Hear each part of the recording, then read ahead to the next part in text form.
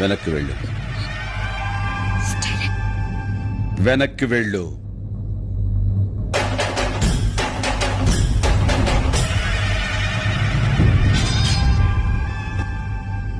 Sir, మీరు పెద్దవాళ్ళు, మీ వెనకాల ప్రభుత్వం ఉంది.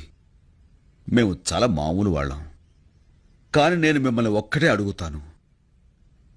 నువ్వు ఒక అమ్మకి అబ్బకి పుట్టుంటే ముందు నా మీద చెయ్యి వేసి ఆ తర్వాత మా వాళ్ళ జోలికి వెళ్ళు.